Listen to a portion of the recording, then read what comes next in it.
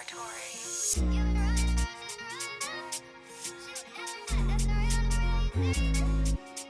yeah.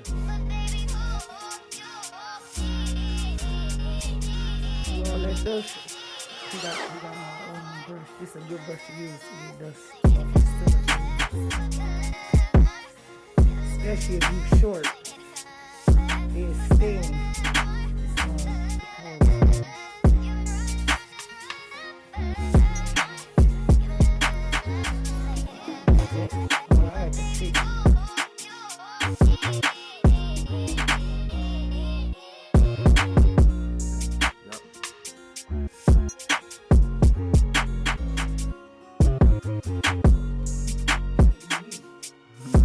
Alright,